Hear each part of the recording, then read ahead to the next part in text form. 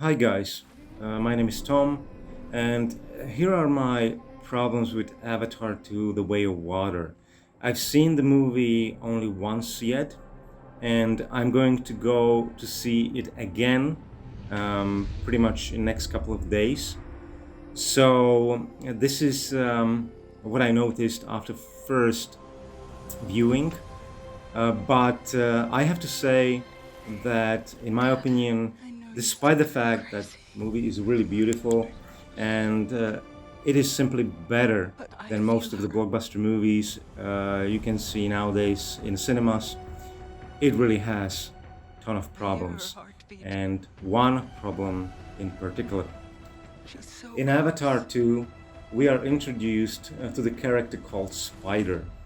He's a human who was raised by humans on a base, but who became friends with Jake Sully's kids, and now they spend a ton of time together.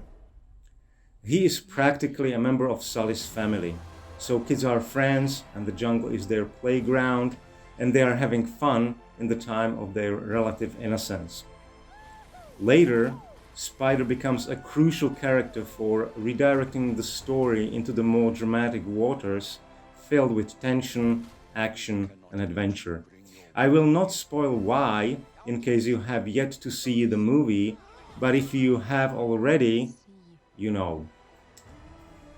Now, Spider has a problematic character arc given the fact that there were not enough transformative scenes that would make him do things he does.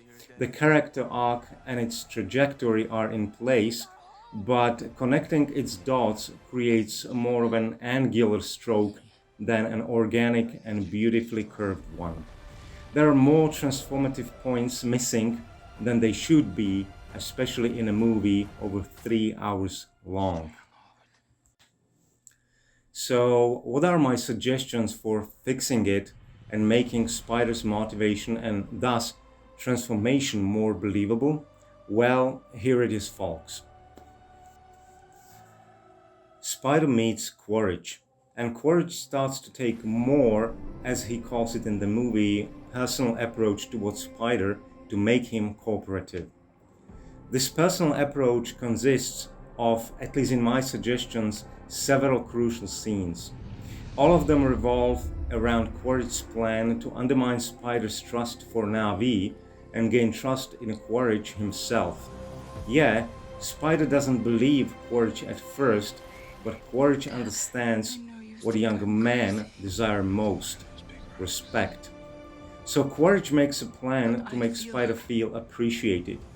But his first tactic to get into Spider's head is to reframe his past experiences with Na'vis.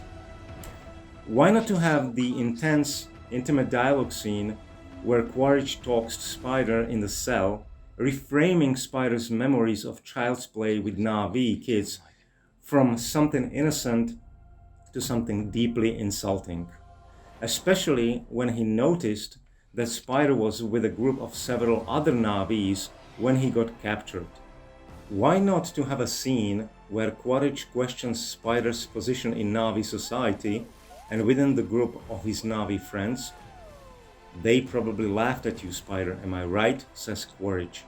"You were always behind the pack, always the last one, always the slowest and weakest one. Did they laugh with you or at you?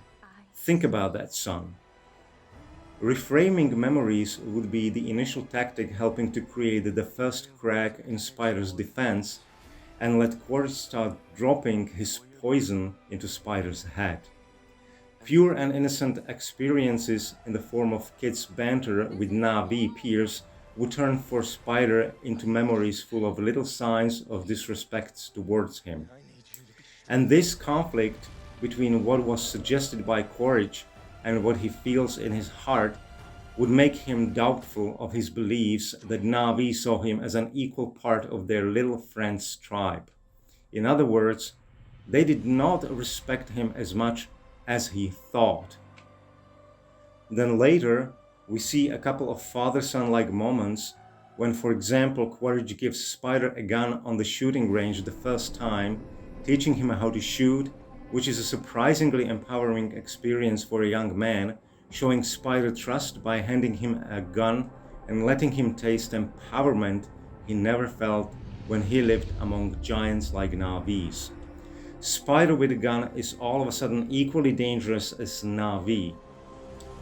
Quaritch keeps giving him some little combat training, visiting him in a prison and taking him out more and more often to shooting ranges or to the gym, showing him some self-defense and knife combat moves.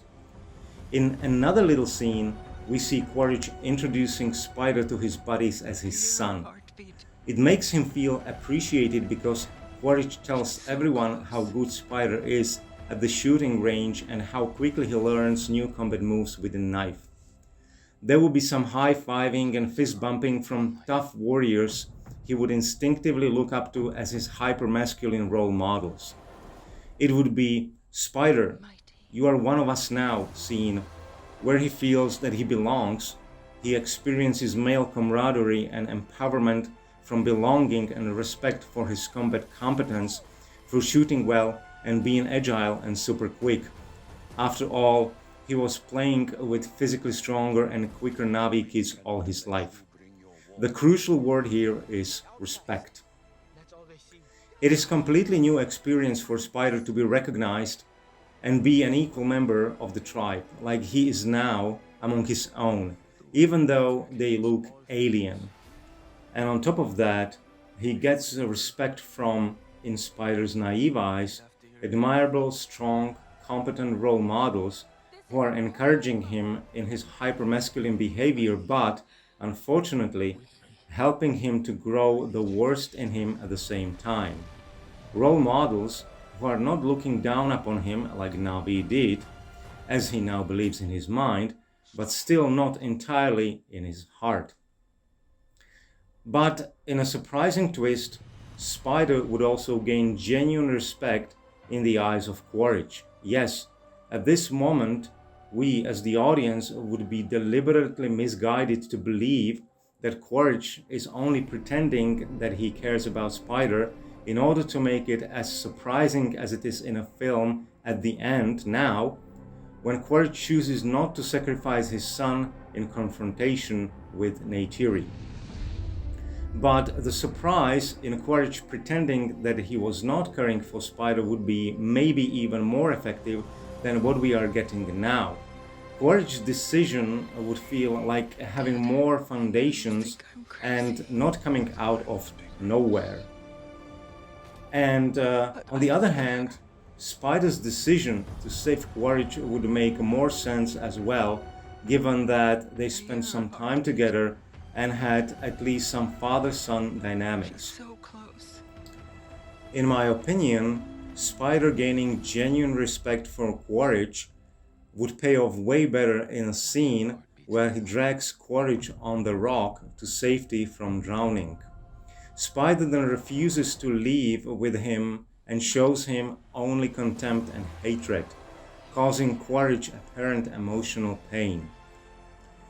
Yes, it is tough to learn about the existence of your kid who saves your life, shows you that he has all the desirable traits like courage and bravery, something you respect big time, and then this kid pushes you out of his life.